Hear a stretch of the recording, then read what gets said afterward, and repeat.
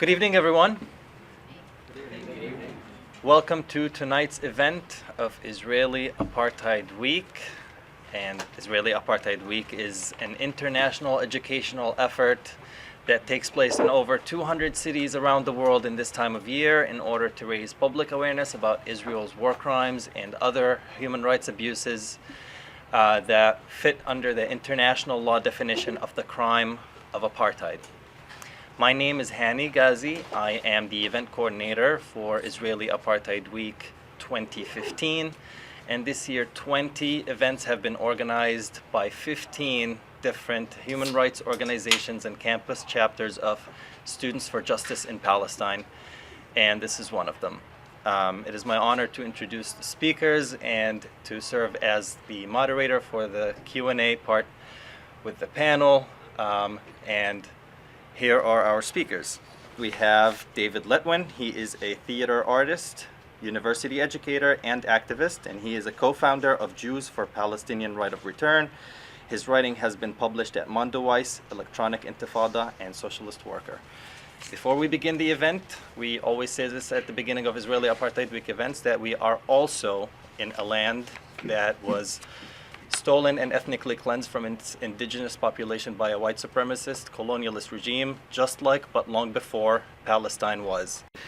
So I'm the co-founder of a group called Jews for Palestinian Right of Return, and I thought what I would do would be just talk very briefly about the group. And then one of the principal activities we do is an online poster campaign. And I thought I would just scroll through as quick as possible a handful of the posters and show how they tie into some of the things that Amin was saying, some of the things that I know Lamis is going to talk about, and present one image of how art can be incorporated into the kind of activism that we're trying to do. So this is our logo, and as you can see, the name of the group is Jews for Palestinian Right of Return, and I just wanted to talk for a second about the name. It obviously has two components. One is it talks about this right of return, and the other is the idea that it's an explicitly Jewish group that is advocating this right. And just to echo what Amin said, the idea being that right of return is central to the Palestinian struggle for liberation, and we also felt it's a right that is not often featured explicitly in a lot of the solidarity work. Oftentimes it's not mentioned really. A lot of people know, maybe you all know, that it is one of the three demands of the boycott, divestment, and sanction movement. Oftentimes it is acknowledged as such and then sort of left aside. I think oftentimes, maybe this has been your experience as well, my experience has been that when people are doing solidarity work for Palestine, they often think of ending the '67 occupation. And that sort of summarizes the entire experience. And we wanted to make it clear that that's not how we see things, because that's not how the Palestinians that we interact with, how they see things, I think is, Amin made very clear. And then the other component, obviously, is that we're Jewish and we're doing this. And, you know, I'm sure maybe you Jewish folks in the audience, maybe you've been asked this. I've been asked this many times. Why do you feel the need to identify yourself as Jewish? I mean, isn't that sort of privileging yourself in some way? And I think there's a couple of ways that we think about this. One is that there aren't many explicitly Jewish configurations that are talking about right of return. Some groups will say, Jewish groups say they support BDS. Some say they support, they support Palestine. But not often, again, connecting Jews to this idea of Palestinian right of return. The other idea is that, I think, speaking for myself, maybe you guys have heard this, people will say, oh, you know, the Zionism or the Jewish state is an affront to my Jewish values. And personally, I don't really see it that way. It's an affront to my human values. I have other things that I associate with being Jewish, but I don't think they idiosyncratically explain why I'm opposed to a Zionist state. The reason that I do think the Jewish title is important and that I do identify myself as a Jewish person in the solidarity work is that I think Jewish people have a important role to play in, I'm not sure what exactly the right word is, but maybe helping inoculate the movement from charges of anti-Semitism. Now, it doesn't always work that way, as I'm sure you all know. Oftentimes Jews have been attacked for being anti-Semitic or self-hating and so on and so forth. But I think we have an important functional role to play in announcing our Jewishness, not as a way of privileging our Jewish ideology or our Jewish values at all, but as a way of saying this movement cannot be dismissed as anti-Semitic. And so that's just a little background on the name of the group. And then what I thought I'd do very quickly is just go through some of our posters.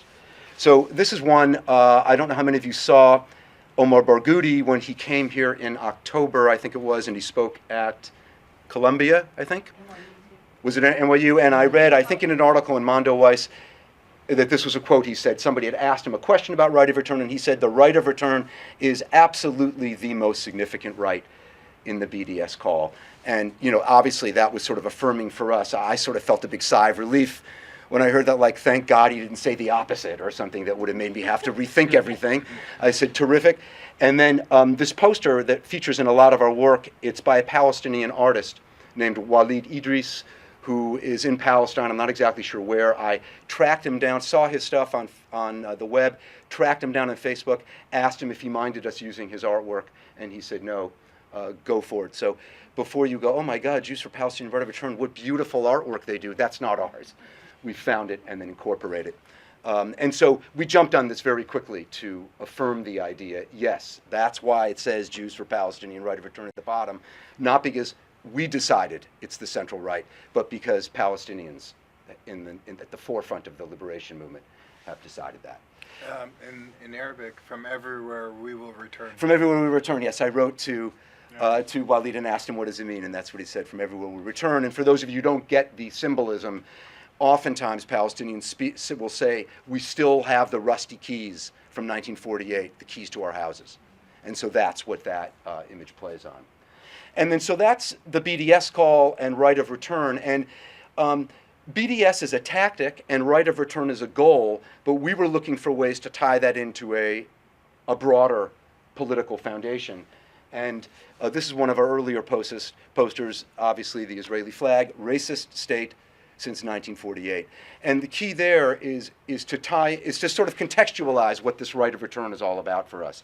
It's not some unfortunate byproduct or, gee, that's a shame that happened, or isn't that sad, but it is the central fact of the founding of a racist apartheid regime, was the ethnic cleansing of Palestine, and trying to find a simple, brief, short way of making that clear. And not only simple, brief, and short, but yes, sort of provocative. We got a comment once early on our site, Facebook page, where somebody said, look, you guys should just make a clear case that Israel's a racist state because racism is something everybody can rally around these days. And that landed with me. I mean, I sort of thought that is a simple idea that nobody walks around now except, and I'm not trying to get a cheap laugh here, except people that you see sometimes in Israel going, yes, if a Jewish state means being racist, then I'm proud to be a racist. I don't know how many of you saw some of those interviews with people in Israel who said that. But generally speaking in the culture, it's not considered acceptable to walk around declaring yourself as a supporter of racism. So the idea is that if we can get this movement to be an anti-racist movement, it'll make it all the more appealing and accessible. And then to move away from just simple declarations, this is from the Adala site. That's not Adala New York, which is a solidarity group, but the organization Adala in Israel, which is in Palestine. Oh my God, yes, in Palestine, and it's the Center for Minority. I forget it. Center for Minority Palestinian Rights, and this is their. They put out a report at the end of every year called the APARTHEID report, where they document all the racist laws that prop up the Jewish state. And so there you see it, over 50 laws discriminating against Palestinian citizens of Israel for one reason: they are not Jewish. Say no to racism. Say no to the Jewish state. So that's trying to add some factual basis so that it's not just obviously a slogan. And then when I was in Palestine with Lamis in 2007, and my brother Michael, who's over here, we went on a delegation together with a few other folks. We met this gentleman, Abed Abusroor, who runs a children's theater company, part of a cultural center in the Ida refugee camp by Bethlehem, right? Called Al Rawad. And I had a camera, I was doing some videotaping, and I asked him when I was there, what do you say to those people who say Palestinian right of return is not realistic?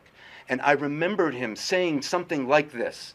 And so I put it into a poster, sent it to him, and said, Abed, did you say this? And he wrote back and he said, well, I don't know if I said exactly that, but I say stuff like that all the time. And he edited it a little bit, and we came up with that together. And that was also, by the way, to highlight sort of a principle of what we try to incorporate in our work, which is to approach Palestinians and say, hey, what do you want said? What do you want? How do you want it to be represented? And he came up, we put that sort of together, and that was a very popular one on the site. And then to emphasize the reality of the ethnic cleansing of Palestine, that's the village of Suba, which was ethnically cleansed in July 48. And for those of you who may or may not know, you may know, you may not, there are still the ruins of a lot of these Palestinian villages in what is now called Israel. And so we wanted to show the reality of what that looks like. And then this was a recent quote. Some of you may know this man, that's Miko Peled. He's the son of a very famous general in the Israeli army named Mati Peled, and he has become a very vocal anti-Zionist. And he just recently said this: we should demand recognition that Israel is occupied Palestine, that all Israeli towns and cities are illegal settlements, and that it is time to free Palestine and its people from the illegitimate colonialist regime known as Israel. And we thought that was important because not many Jewish people are prepared to go out and say that.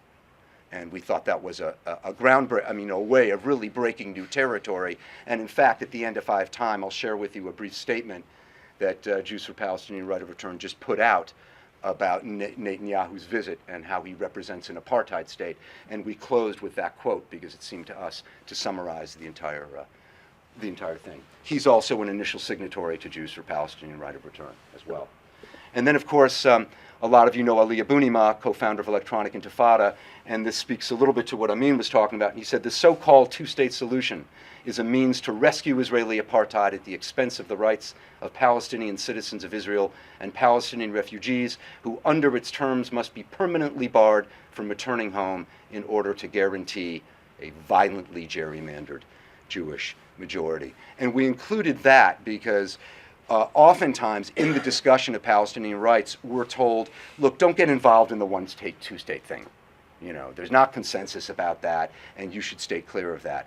And again, we feel that the most credible way of getting involved in that conversation is to quote Palestinians who are talking about that. Makes it a lot less likely that you can be accused of overstepping transgressing somehow, if this is what leading Palestinians are talking about. We sort of thought that was a really important point to make. And sometimes it's just important to get a really beautiful painting. That's Nabil Anani. I don't know if you know his work. I saw his work on the web, and I wrote to him on Facebook and said, do you mind if we do this? And his son wrote back and said, I handle all my father's affairs. Please feel free to use our artwork. Just show us before you post it so we can have final say. And I now look at that and regret sort of that I put the I support Palestine return thing right over the painting. There probably should have been a way that didn't appropriate it maybe in quite that way. But it's a gorgeous painting. If you haven't seen this guy's work, you should go look him up on Facebook. It's really beautiful. And then we do quote Jewish people as well.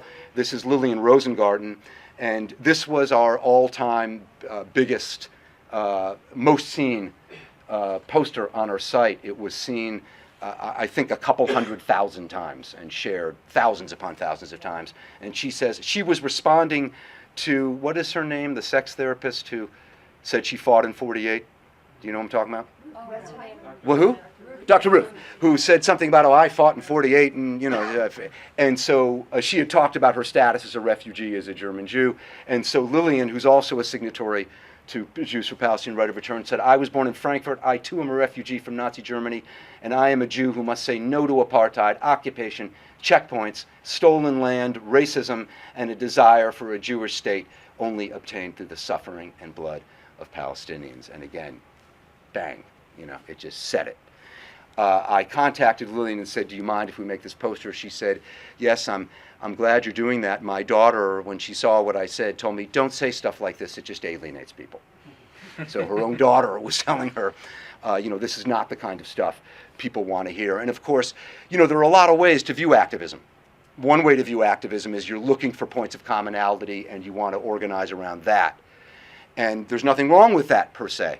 I think our attitude is trying to say what we think is true. And if 5 people believe it, great. then at least you're saying what you believe. And if 500,000 people believe it, even better.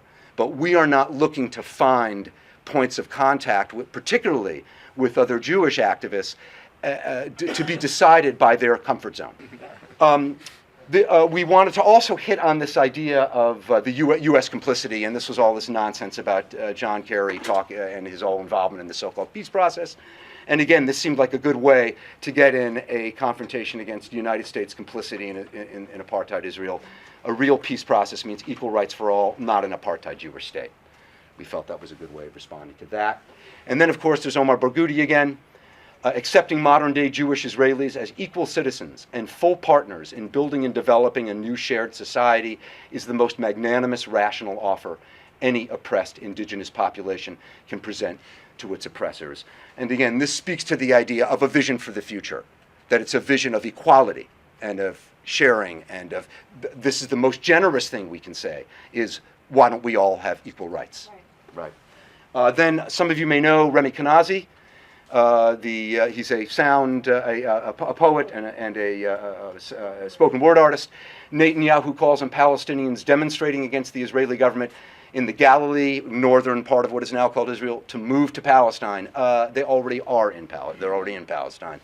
And we thought that was a signal point that needed to be made, that it's all Palestine, that it's not that there's this other place called Palestine that has its own rules and regulations. No, that all of what equal rights we're talking about applies to the whole thing. We also try to get involved in other campaigns, and this is, of course, Stephen Salita, who you all know about, lost his job for his politics, and so we wanted to get involved in a campaign of some kind that maybe didn't touch on the broader political stuff, but just was of the moment and some way of connecting, again, Jews for Palestinian right of return. With that, we've also gotten involved in, this was from a couple of years ago, when one in a sequence of Israeli massacres in Gaza, and we used, of course, the Guernica, Picasso's Guernica, and tied that in. And then we're also looking for ways to tie in our work into other historical resistance movements. This, of course, is the famous poster from South African apartheid. That's another poster from Walid Idris, Intifada Palestine, Stop Apartheid Now, South Africa. We've done the same with Jewish struggles. That's actually a Zionist poster commemorating the Warsaw Ghetto. And I found this quote from this woman, Judy Oshawole. It was in a letter to The Guardian. Didn't the Jews under siege in Warsaw Ghetto dig a network of tunnels? Wasn't their attempt at resistance and survival a source of Jewish pride, a pride to Jewish people everywhere? I did it, sent it to her, she liked it, and now she's one of our friends on Facebook. Capitalizing on the recent events in Ferguson, and again, trying to find pictures saying 1,000 words kind of thing. The imagery is there, resistance is justified, from Ferguson to Palestine. And then I think the last one, I think this is the last one, this just sort of summarizes the whole idea that we're talking about a free Palestine from the river to the sea. This is our new banner that we're going to try to make. That is our Facebook site for any of you who are interested, Jews for Palestinian Right of Return. And I just want to close by saying the idea here is to share with you one vision of incorporating art into resistance and into being an ally with oppressed people. And I encourage all of us to think about ways that we can incorporate art. You may have your own ideas. If you have ideas for posters, please go on our site, drop us a line, and maybe we can all collaborate together and find ways to share our art and our resistance. Thank you.